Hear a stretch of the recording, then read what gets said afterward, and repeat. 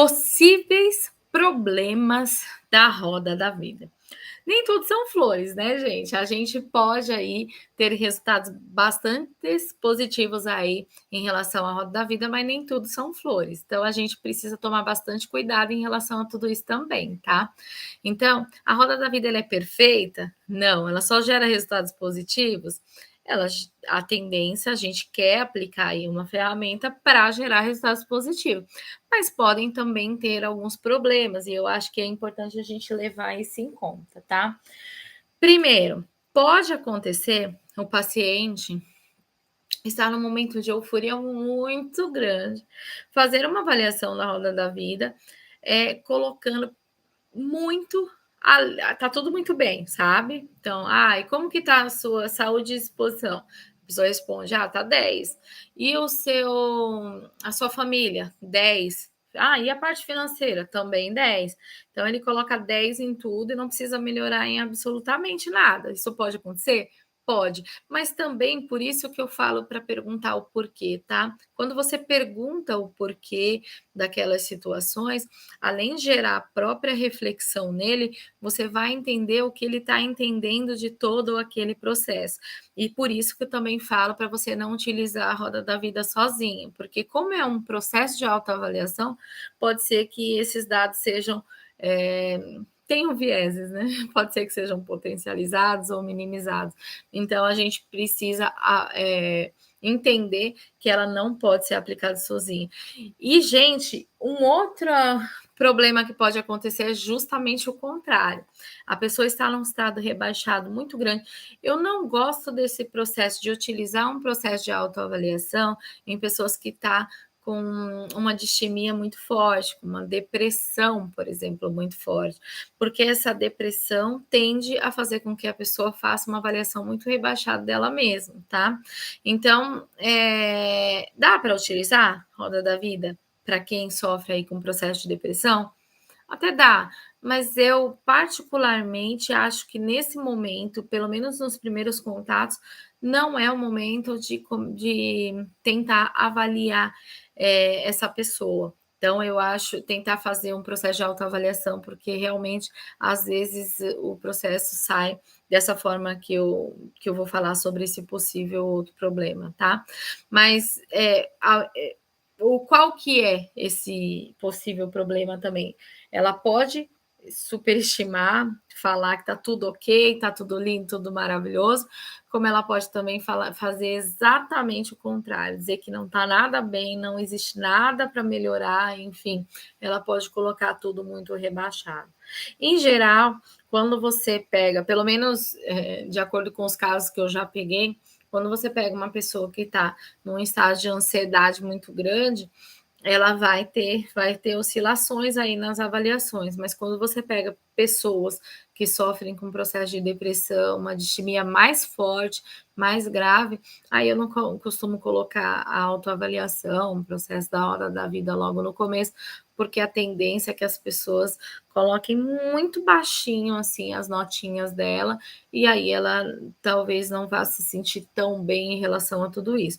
Também existe, né, o efeito contrário disso tudo, né? Se você pega essa roda da vida lá no começo da avaliação, a pessoa tem um processo de distimia, e aí você pega essa mesma roda da vida e aplica para uma pessoa que ela já está mais eufórica, né? Vamos dizer assim, ela já melhorou aquele processo de depressão, aí a tendência, de certa forma, é que você consiga aí ver o processo de evolução e ela também com muito mais ênfase do que com uma pessoa que aí sofre com ansiedade ou procura aí o psicólogo para um processo de autodesenvolvimento. Mas é certo que a roda da vida, assim como qualquer outra ferramenta, funciona, mas se você souber ouvir o paciente, que eu acho que é isso que é o mais importante, se você souber entender o paciente dentro desse processo e não utilizar somente a roda da vida, utilizar diversas outras estratégias associadas para fazer uma anamnese bem feita, né? Ou um follow-up bem feito também. Então, pense na roda da vida sim.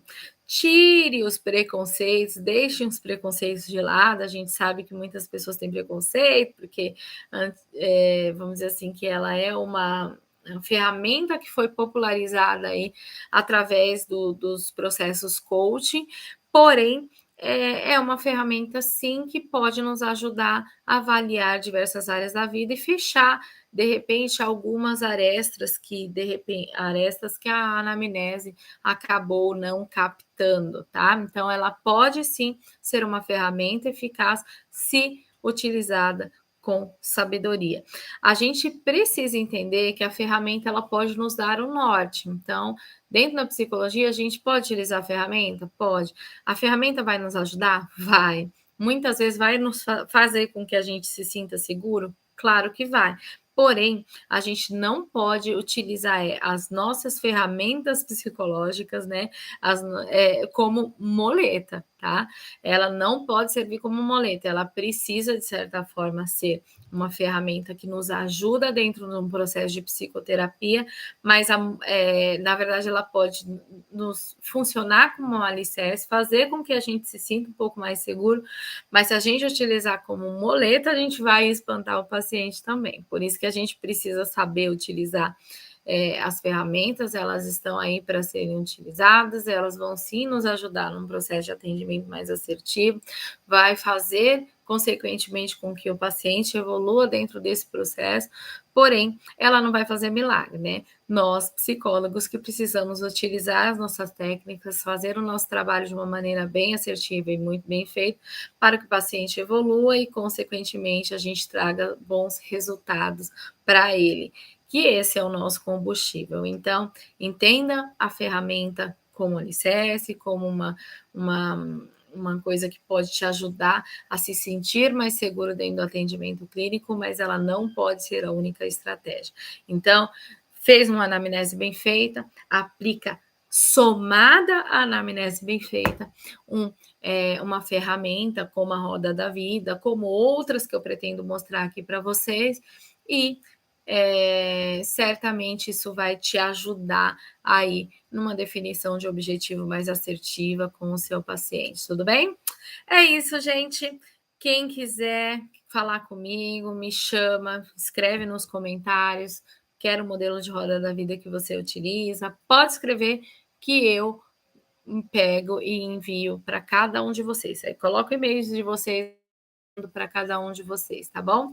Me acompanhem. Esse canal é exclusivo para psicólogos. A ideia é que cada vez mais psicólogos se sintam mais seguros no seu atendimento clínico e, de certa forma, consigam aí ajudar outras pessoas a elevar o nome da psicologia e, consequentemente, aí vira o efeito bola de neve. E a gente tem bons resultados, os nossos pacientes têm bons resultados. Eu tenho certeza que esse é o seu combustível, assim como é o meu, né? A ideia não é fazer só o atendimento clínico, mas fazer com que o nosso paciente cada vez mais evolua. Beijo!